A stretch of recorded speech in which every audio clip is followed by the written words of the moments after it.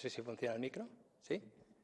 Bueno, muchas gracias, en primer lugar, a la presidenta del Parlamento, a Roberta Metsola, y a la vicepresidenta Pina Picherno por haberme invitado a participar en este debate tan importante sobre las elecciones, y a los funcionarios por haberme dado un hueco aquí, rodeado de tanta gente joven, visto que, como se puede ver, no había bastante sitio en el podio para todos los panelistas. Pero sí quiero aprovechar esta ocasión para explicar por qué hemos propuesto desde el Parlamento Europeo, y por eso he sido yo el ponente de este proyecto de nueva ley electoral, que incluye ese elemento crucial que son las listas transnacionales.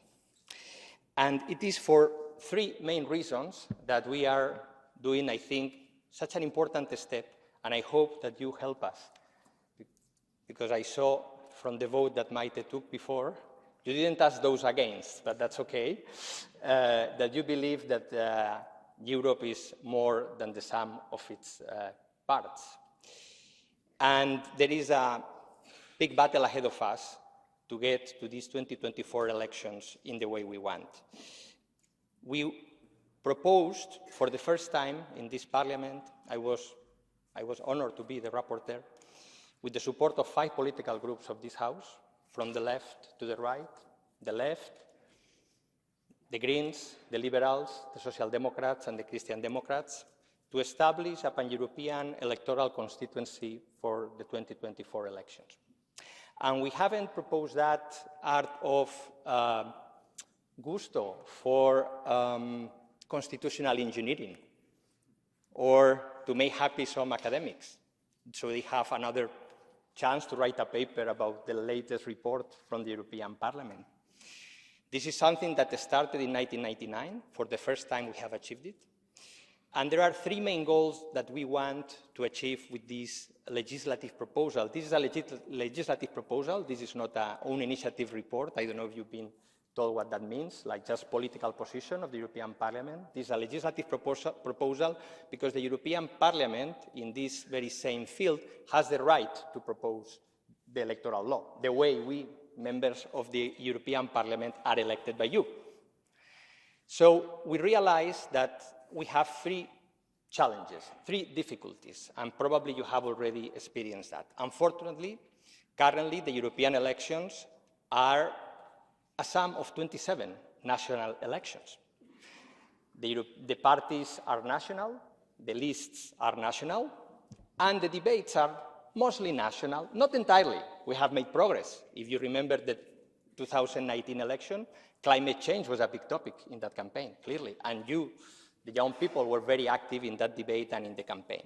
But at the same time, you are going to have a test whether the party in government is strong or not, whether the opposition is popular or not, whether there has been a corruption scandal that is entering the campaign, and so on and so forth. Then we don't have visibility of the European political parties. This is a big contradiction. The European political parties exist constitutionally, are in the Treaty of Maastricht since 1993. But when you go to your polling station and you pick a ballot, you're not going to see in the ballot the party of the European Socialists or the European People's Party or the European Greens. You're going to see national party names, right? It's a bit of a big contradiction because we are not making national elections at that moment. Huh? And third, of course, and this is something that has been referred, we have since 2014 a process by which the European political families table candidates for President of the European Commission. This is important. It is true that we are not a presidential system. Almost no country in Europe has a presidential system. But at the same time, it's very clear when we vote in national elections that we are not only electing members of parliament, but we are also, right, indicating a support for prime minister. Normally, the party leader that leads the party that we are voting for the election. But this is not visible at the European level. These candidates only run in their home state, and their name is not visible in any other ballot, correct? So this is what we are solving with the transnational list. The 3 things. First, because you have 28 candidates that have to go across all the member states, across the entire union, campaigning to get elected. And they will need votes in every member state, not only in the one in which they live. And of course, in order to do a campaign from Lisbon to Helsinki, you cannot talk about national issues. You have to talk about climate change, digital, security, migration, right?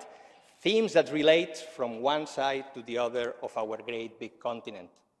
Secondly, we are going to see the names of the European political parties in the ballot. We are going to make them visible, real, because obviously these ballots are tabled by the European political families. And lastly, we make also visible and real the candidates for President of the European Commission, which logically will be at the top of the list of these ballots. So, nothing less, nothing more. I think we can really make the European political system a European political system, and I hope you will support us in this struggle so we can make it on time for 2024. Thank you.